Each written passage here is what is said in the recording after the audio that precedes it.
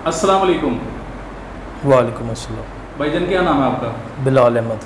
बिलाल अहमद। बिलाल भाई ये बताइएगा कि आप कब से फार्मिंग कर रहे हैं, डेयरी फार्मिंग? मेरे फादर को ऑलमोस्ट तकरीबन 45 ईयर्स हो गए हैं और मुझे इस फील्ड में 7 ईयर्स। माशाल्लाह। तो आप अपनी एजुकेशन बता सकते हैं? मैंने MBA किया हुआ है और बिज़नेस में ये मार्केटिंग में, और BBA किया हुआ है फाइनेंस में। माशाल्लाह। यानी MBA एजुकेटेड एक शख्स जो है वो डेयरी फार्मिंग कर रहा है और एक आम बंदा डेयरी फार्मिंग कर रहा है। आपकी और उनकी डेयरी फार्मिंग में बड़ा फ़र्क क्या होगा? बड़ा फ़र्क ये है कि जो वाले साहब ने सारा सेटअप बनाया माशाल्लाह, और हमारा ताल्लुक़ गुजर बरादरी से है। ये हमारा फैमिली समझ लें कि एक हुसन भी है, रवायत भी है, और इसी को डेवलप रखते हुए, और हमारा ज़मींदार अपना है। स्टार्ट ऑफ द डे से मैंने यही सोचा था कि जो इसमें मज़ीद हम इसे मॉडर्नाइज़ कर सकें वो करें इसमें, और अल्लाह का शुक्र है कर रहे हैं। डे बाई डे इसमें काफ़ी इंक्रीज़ की है चीज़ों को, प्रोडक्शन इंक्रीज़ की है और एक्सपेंसेस कम किए हैं। कोशिश की है कि जानवरों का भी ख्याल उसी तरह, जिस तरह फ़ॉरेन कंट्रीज़ में लोग ऑस्ट्रेलियन काउज़, फ्रीजन, जर्सी इनकी तरफ जा रहे हैं, हमारे पास भी हैं, पर यह है कि हमने उन्हें उस एनवायरनमेंट में क्रिएट करके इस पाकिस्तान के एनवायरनमेंट के मुताबिक किया कि कोई उनको किसी किस्म का हमें ज़्यादा एक्सपेंसेस करके ना भी करना पड़े, और हम मॉडर्नाइज तरीके से इसे करें। चारा शारा हमारा अपना है माशाल्लाह, हमारा काफ़ी बड़ा ज़मींदार है, तो इस वजह से वाले साहब का भी शौक़ था, कुछ अपना भी शौक़ था, हमने कहा इसे हम मज़ीद मॉडर्नाइज़ करते हैं। बहुत खूब। अच्छा बिलाल भाई ये बताइएगा कि आपने 2-3 बातें बड़ी अहम की हैं जो कि हमारे जो फार्मर हैं वो चाहते हैं सुनना, और आपके तजर्बा से ज़रूर मुस्तफ़ीद होंगे। पहले ये बताइएगा कि आपने क्या जिद्दत लेके आए हैं, क्या इसमें बेहतरी क्या लेके आए हैं? ये हमारा शेड का डिज़ाइन और ये सारा डेवलपमेंट हुई थी ऑलमोस्ट 15 ईयर्स पहले। कुछ डेवलपमेंट हमने अभी की है।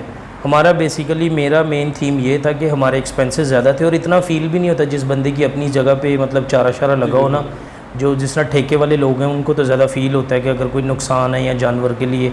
आज के दौर में अगर सिंपल किसी ने एक भैंस या एक गाय भी रखनी है तो उसके हिसाब से एक्सपेंसेस, मेडिकल एक्सपेंसेस, लड़कों के सारे, मतलब आपको इस चीज़ का आइडिया, ये लोगों को भी आइडिया है कि डेयरों पे क्या कुछ होता है डेयरी फार्मिंग पे। तो मेरा मेन बेसिकली थीम ये था कि हम उन्हें हाई क्वालिटी का चारा दें। लोग पुराने चारों की तरफ ही थे आज तक, जो मतलब कह लें कि पुरानी जिद्दत चलती आ रही है कि ये चारा इस मौसम का है। मैंने कुछ चारे नए ऐड किए हैं, कुछ बाहर से इंपोर्ट किए हैं, कुछ पाकिस्तान से, हैदराबाद की कंपनी है उनसे लिए हैं, और हम अपना वंडा कोशिश कर रहे हैं कि तैयार करें। कुछ किया भी है। पहले बाहर का वंडा था, उसके एक्सपेंसेस थे, खपत उतनी थी, प्रोडक्शन हमें उस तरह नहीं थी मिलती, पर आहिस्ता आहिस्ता शेड का डिज़ाइन चेंज कर रहे हैं। कुछ जानवरों में हमने पुराने जानवर ख़त्म किए हैं, जो नस्ली जानवर चल रहे थे स्टार्ट ऑफ द डे से, उनका लेना देना कुछ भी नहीं था, बस एक रवायत के मुताबिक रखे हुए थे। कोशिश कर रहे हैं कि उन्हें चेंज करें, नए जानवर इन किए हैं काफ़ी ज़्यादा, और इसमें यह है कि प्रोडक्शन इंक्रीज़ की, एक्सपेंसेस कम किए हैं, और नई जिद्दत की तरफ मूव किया है हम लोगों ने। ज़बरदस्त ज़बरदस्त, बड़ी आप एक नपी तुली गुफ्तगू कर रहे हैं। अच्छा ये बताइएगा कि शेड के डिज़ाइन को आपने कैसे मैनेज किया है? यानी शेड कहते हैं कि उसकी जो डायमेंशन है वो मशरिक़ और मगरिब की तरफ होनी चाहिए, और इसमें मज़ीद आपने क्या उसमें बेहतरी लेके आए हैं? वो शेड आपका वीडियो में हम दिखाएंगे, लेकिन ज़रा बता दीजिए कि उसमें फ़र्क क्या है आपकी शेड में दूसरों के शेड में? हमारे शेड पहले भी कुछ ना मतलब कह लें कि air existent in and out था ना, जो वो प्रॉपर था, पर मैंने उसको ज़्यादा हवादार किया सर्दियों के लिहाज से। विंडोज़ वगैरह ऐड करके बड़े फ़ैन ऐड किए हैं। पहले नॉर्मल सीलिंग फ़ैन थे, उनसे जिस तरह आजकल आपको पता है मौसम में फ्लाइज़ का और मॉस्किटोज़ का, उसकी वजह से हमने उसको चेंज किया थोड़ा सा। कुछ हमारा जिस तरह हमें ज़रूरत पड़ती थी ना शेड इंक्रीज़ करने की या नया बनाने की, तो बग़ैर सोचे समझे हमने ये कॉन्ट्रैक्टर से बनवा लेना कि यार ये शेड बना लो, कंक्रीट के हैं। तो कोशिश करते थे कि यार अब ये देखें कि सूरज का जो फ़्लो है वो किस तरफ से है, और सूरज मतलब इन अ सेंस किधर से निकल रहा है, किधर को जा रहा है, गर्म शेड किस साइड पे रहेगा, ठंडा शेड किस साइड पे रहेगा, वो देख के कुछ फ़ौरन यूट्यूब पे वीडियोस देखी हैं। और कुछ लोगों के दोस्त हैं मेरे, वो काड़ा में, शेखपुरा में ये डेयरी फार्मिंग कर रहे हैं। हम 6-7 दोस्त थे, सारों ने इकट्ठे MBA किया था, सारे इसी बिज़नेस में आए हैं। ज़बरदस्त ज़बरदस्त। अच्छा ये तो शायद इस पर भी हम बाहर निकल के बात करेंगे। ये आपके कुछ मुझे फ़ैन भी नज़र आ रहे हैं बड़े, जो आपने बात की है कि हमने इसका भी स्ट्रक्चर चेंज किया है। 2 बातें आपने बड़ी ही ज़बरदस्त की हैं कि हमने प्रोडक्शन को बढ़ाया है और अपने एक्सपेंडिचर को कम किया है। ये दोनों की टेक्निक और इसकी स्कीम मुझे बताइए, ताकि हमारे जितने भी फार्मर आपकी बात सुन रहे हैं उनको मैक्सिमम इससे बेनिफिट मिल सके। उसकी स्कीम ये की है कि हमारी सारी ज़मीन के अंदर पहले तो कुछ जगह पे, वैसे तो हमने मेरे ख्याल से 2006-7 में ना अंडरग्राउंड पाइपलाइन स्टार्ट की थी सारी ज़मीन में। अब हमारे डेरे पे जो मेन मोटर है या जो मेन वो कह लें कि पूल है, उधर से ही सारा पानी ज़मीनों में भी जाता है, उधर से फर्टिलाइज़र खाद ऑटोमेटिकली जानवरों की चली जाती है। जिस साइड पे नहीं है उस साइड पे पाइपलाइन इंक्रीज़ की है, एक्सपेंडिचर इधर से कम किए हैं। जो चारे मतलब हमें सीज़न में 1 या 2 टाइम हम उसे काट सकते थे और उनसे हम लोग उनका चारा ले सकते थे जानवरों का, मैंने उन्हें इंक्रीज़ करके ऐसे चारे यहाँ पे लाए हैं जो 4-4, 5-5 साल भी लगते हैं। और ऊपर से ये है कि हमने नेचुरल खादों पे चारे तैयार किए हैं बजाय ये दूसरी खादों पे या डिफरेंट। ज़ाहिर है हर चीज़ की ज़रूरत पड़ती है ज़मीन के मुताबिक। फिर हमने पीएच लेवल चेक करके, वाटर लेवल चेक करके इन चीज़ों पे एक दफ़ा एक्सपेंस किया है। पर यह है कि उसका जो हम अल्टीमेटली हम उससे जो प्रोडक्शन ले रहे हैं ना वो हाई क्वालिटी की ले रहे हैं। लोगों की डिफरेंट कंपनीज़ हैं कि हमारे पास भी आते हैं फ़लानी कंपनी के वनडे वाले आ जाएंगे, चारे वाले आ जाएंगे, पर हमने किसी की सुनी नहीं है, ख़ुद अमल की है, ख़ुद एजुकेशन के लिहाज से स्टडी करके इस पे तमाम देखा है और उस पर जो एप्लीकेबल हो सकता था वो किया और उसके अच्छे रिजल्ट दिए। दूसरा आपने चारे के हवाले से बताया, चारा पहले क्लियर करते हैं फिर मैं आपकी प्रोडक्शन पे आऊँगा। चारे में आपने कौन कौन सी चीज़ें जो है वो ऐड की हैं, फूड सप्लीमेंट्स ऐड किए हैं, या फिर आपने वनडे के हवाले से कौन सी जिद्दत आपने अपनाई है जो दूसरों से आपको जुदा करती है? जो वंडा बायर कंपनीज़ का या लोकली जो वनडे बन रहे हैं मतलब फ़ी बैग एक मन के लिहाज से या जिस तरह भी वनडे बायर से मिल रहे हैं, मैंने डेरा इस्माइल ख़ान और 1-2 कंपनीज़ में मेरे दोस्त है जो MBA करके मतलब डिफरेंट फीड कंपनीज़ में गए थे, उनसे भी देखा। मैं ऐसे किसी को ब्लेम आउट नहीं करता, पर ज़्यादातर कंपनीज़ पाकिस्तान में ना नाकिस किस्म का वंडा तैयार कर रही हैं जो फुल मतलब कह लें कि आप उसे इस तरह शॉर्ट फॉर्म में कह सकते हैं कि बेकार चीज़ों से ना अपनी तरफ से अच्छी चीज़ें लोगों को दे रहे हैं और वो उसका उल्टा नुकसान है। मैंने 3-4 कंपनियों को कहा कि यार मैं इस बिज़नेस में मैं कैड कॉलेज से स्टडी किया, बाद में मैं आर्म फोर्सेस के साथ रहा, फिर उसके बाद इस फील्ड में आया। फिर ये इसलिए आया कि यार मैंने उन कंपनीज़ को भी कहा कि आप हमें रिटर्न अपने लेटर हेड पे लिख के दें कि अल्लाह ना करे आपकी किसी इस्तेमाल से हमारा जानवर अगर एक्सपायर होता है या उसको कोई इशू आता है तो कल को आप इसका ज़िम्मा लेंगे और इसको आप हमें रिटर्न फॉर्म में लिखने पे कोई कंपनी नहीं तैयार हुई। कभी नहीं होंगे। फिर मैंने कहा यार बजाय किसी को करना है, वो भी तो तैयार कर रहे हैं तो वाई नॉट, मैं क्यों नहीं कर सकता। फिर हमने कुछ चारे ऐसे हैं जो मैंने बाहर से इम्पोर्ट किए। फिर ये भी डर था कि यार शायद वो ये ज़रा बताइएगा क्या क्या इंपोर्ट किया है। आप मुझे सप्लीमेंट्स बताइए। मैंने रोड ग्रास किया, मैंने रोड ग्रास मंगवाया, रोड ग्रास पाकिस्तान में भी अवेलेबल था, मैंने किसी पे यकीन नहीं किया, खुद मंगवाया। मेरे दोस्त थे उनसे मंगवाया, एक्सपोर्टर्स के थ्रू मंगवाया। फिर मैंने इधर प्रोटीन ग्रास मंगवाया, फिर मैंने प्रोटीन एलिमेंट्स मंगवाए। वो प्रोटीन एलिमेंट्स उस चारे के अंदर है, उसका प्रॉपर मेरे ज़हन में सब नाम नहीं है। 6 चारे मैंने पाकिस्तान में मंगवाए खुद, कुछ खुद जाके लिए, कुछ खुद जाके लाए। मैंने ऑस्ट्रेलिया से, कनाडा से और न्यूजीलैंड से, और उसके अलावा पाकिस्तान के हैदराबाद एक कंपनी है उनसे, जो वहाँ से वो मंगाते थे उनसे मैंने लिंक लेके ख़ुद किया, उन्हें दरमियान में इन्वॉल्व नहीं किया। मैंने कहा मुझे डायरेक्ट कंपनी से चाहिए ताकि ये हमारे लोग, हाँ मिडल मैन नहीं मुझे चाहिए। फिर मैंने इंटरनेट के थ्रू खुद सर्चिंग स्टार्ट की, खुद लोगों से कांटेक्ट किया, बाहर कांटेक्ट किया, इधर किया, चाइना में किया, कनाडा में किया, न्यूजीलैंड और ऑस्ट्रेलिया जैसे पूरी दुनिया में आपको पता ही है फ्रीजन काउज। फिर मैंने पाकिस्तानी काउज और पाकिस्तानी बफलोज़ को उन चारों पे किया। लोग सैलेज बनाते हैं, मैंने सैलेज भी बनाया, पर उससे ज़्यादा अच्छा रिज़ल्ट मैंने सैलेज के बगैर भी लिया, वंडों से भी लिए और अपना वंडा तैयार खुद करते हैं। उसमें हम राइस पॉलिश यूज़ करते हैं, दलिया वैसे गंदम घर की है तो उसका दलिया यूज़ करते हैं, और 5-6 किस्मों के ये शीरा यूज़ करते हैं, खल बनोला, खल सरसों, उसके अलावा 5-6 चीज़ें ऐड करके ना मेरे पास फार्मूले हैं। ख़ुद मैंने उसमें से लोगों की जो कंपनियों के फार्मूले हैं वो भी, और इंटरनेट पे भी औरों के फार्मूले देख के ना उनको कंपाइल करके मैंने उनमें से सबसे बेस्ट फार्मूला बनाया, जो अगर एक चारे का हमारा जो लोकली हम चारा या पहले वंडा यूज़ करते थे वो कम से कम 8 से 9 हज़ार रुपये हमारा डेली का उसका एक्सपेंस था। उसको मैंने ख़त्म करके ना मैं इसको लेके आया हूँ। तकरीबन डेली का अब हमारा एक्सपेंस है तमाम जानवरों को भी अगर हम देखें ना, पहले 9 से 9.5 हज़ार रुपया एक दिन का था, उसको कम करके मैं 1800 पे 1700 पे लेके आया हूँ। ज़बरदस्त, ये 9.5 हज़ार से 1800 पे ले आए हैं। इससे भी कम किया, अब मैंने इसे कर लिया 700-800 पे। ज़बरदस्त, ये तो आपने एक इनकलाब बर्पा कर दी है।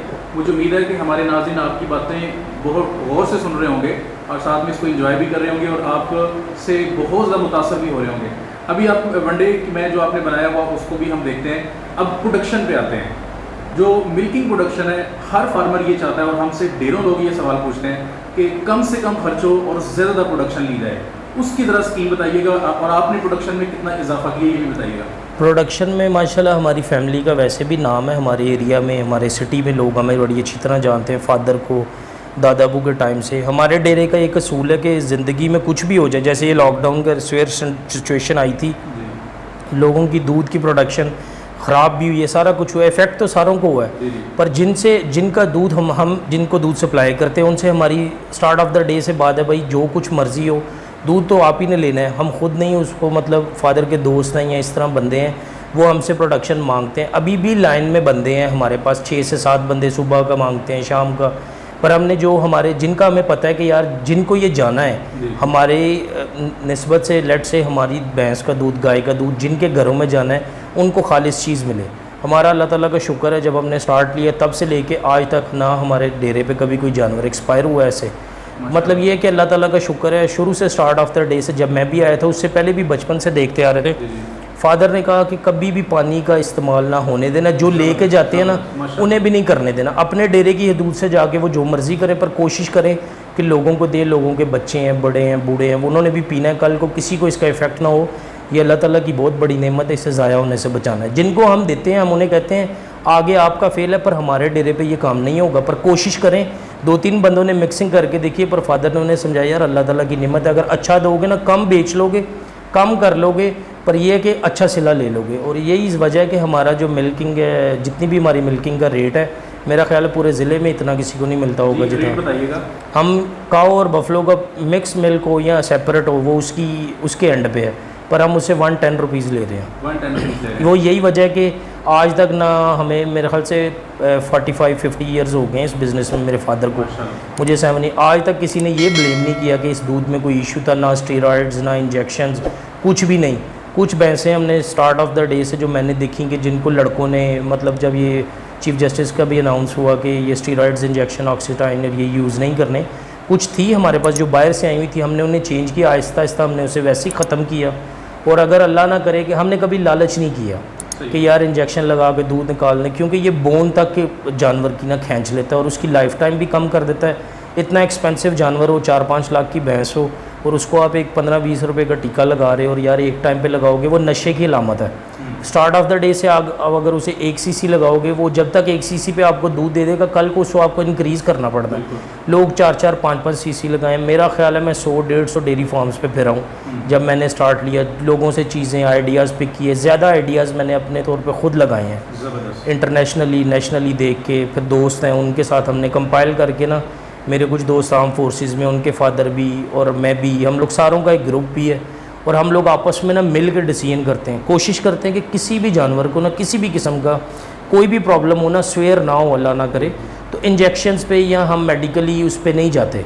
हम टोटल देसी टोटकों पे, कुछ फादर का एक्सपीरियंस है, कुछ बड़ों का एक्सपीरियंस है, कुछ अपना एक्सपीरियंस है, उस पर ही हम रखते हैं। इंजेक्शंस बहुत कम, और इसका ये हाल रखा हुआ है कि मेंटेन किया हुआ है रजिस्टर्स। जब मैं आया था उससे पहले इतना रजिस्टर मेंटेन नहीं था, तो जो हमारे डेरे पे फोरमैन या जो थे चचा मेरे, वो देखते थे सारा सिस्टम लोगों का, बंदों का। और जो हमारी लेबर है स्टार्ट ऑफ द डे से, मेरे पैदा होने से पहले की लेबर हमारे पास, इनके बावजदाद भी हमारे पास थे, ये भी हमारे पास, इनकी औलाद भी आगे से। मतलब वो एक लोगों को इशू होता है ना कि लेबर का, इस काम में सबसे बड़ा मसला लेबर का है।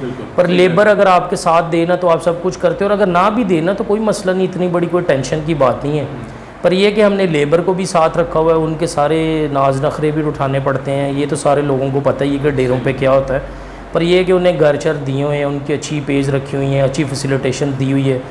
अल्टीमेटली अगर उसका मुझे देखा जाए ना, फॉर एग्जांपल एक बंदा है, उसको इतनी पे दे के, इतनी मराद दे के, इतना ज़्यादा दे के आउटपुट क्या लेना है, वो फिर भी अल्लाह का शुक्र है कभी हमने वो नहीं किया कि हम सिर्फ ना प्रॉफिट की तरफ जाएं। नहीं, इस काम को इसलिए किया है कि एक तो जानवरों का काम है, स्वाब का काम है, दूसरा ये है फादर का शौक़ था, मेरा भी शौक़ था, उसको जदीद करके, एक्सपेंसेस कम करके, प्रोडक्शन ज़्यादा बढ़ा के, आउटपुट भी अब ज़्यादा ले रहे हैं। तो अभी आपने एक्सपेंडिचर तो बता दिए कि 9,000 से आप 1,800 पे और उससे भी कम ले रहे हैं। हाँ। प्रोडक्शन में आपने कितने केजी इंक्रीज़ किया है पर, अगर हम एनिमल की बात करें तो? प्रोडक्शन में हमारे पास इस वक्त माशाल्लाह छोटे बड़े जानवर मिला के ना कोई 170-180 के करीब हमारे पास, बफलोज भी, काउज भी, छोटे बड़े सारे मिक्सअप 170 तक। हाँ, तकरीबन कह लें कि लगभग 170 या 200 जानवर है हमारे पास इस वक्त डेरे पे। उसमें से हमारे पास तकरीबन 45 गाय हैं, बफलो और बफलोज हैं। ये जर्सी नस्ल की हैं?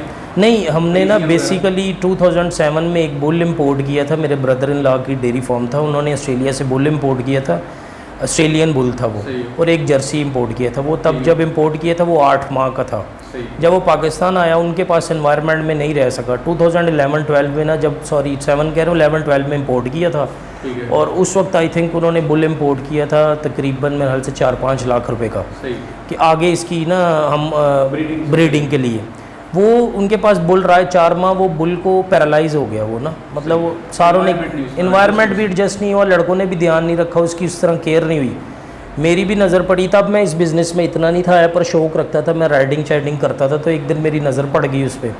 मैंने उनके लड़कों से पूछा, उन्होंने कहा जी बेकार हो गया हुआ है, ख़त्म है, बस लोग कहते हैं इसे कसाई को दे दो, ज़िबा करो, फ़ारग करो, बदुआ ना लो।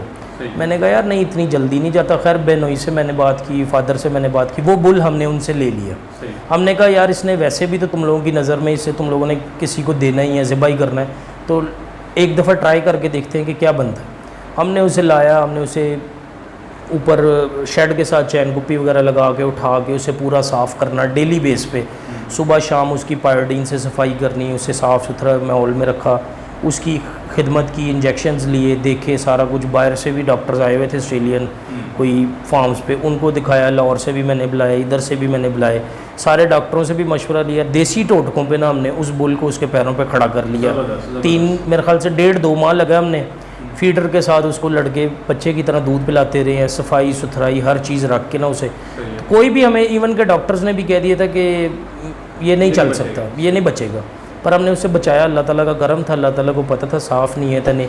उससे फिर हमने अपनी जो घर की गाय थी कुछ, हमने कभी गाय बाहर से नहीं खरीदी। ऑस्ट्रेलियन थी, दूसरी जर्सी थी। सही है। और इनका क्रॉस लिया आपने? हाँ, हमने इनसे ऑस्ट्रेलियन भी लिए हैं, क्रॉस भी लिए। अभी हमारे शेड के अंदर इस वक्त ज़ाहिर है मौसम थोड़ा ठीक नहीं है, सफाई का निज़ाम उसी तरह, पर हमने स्पेशल डेरे की सिर्फ सफाई के लिए ना, जानवरों की सफाई के लिए 2 बंदे, सिर्फ उनका काम है 24 घंटे सफाई करना। बाकियों का मिल्किंग शिल्किंग सारा, चारा शारा लाना, ये वो सारा। ये ज़रा दूध के बारे में बताइएगा, फिर मैं स्पेशल आपसे नेक्स्ट वीडियो में पूछूंगा देसी इलाज के हवाले से, कि बहुत सारे लोग हमसे डिमांड करते हैं। मिल्क ज़रा बताइएगा कि आपने कितने केजी बढ़ाया? मिल्क की प्रोडक्शन जो हमारी फॉर द 1 डे थी ना, वो एटलीस्ट मेरा ख्याल है तकरीबन 200 लीटर सुबह था, ठीक है, और सॉरी 150 to 200 लीटर सुबह था, और तकरीबन 200 to 250 शाम का था लीटर्स में।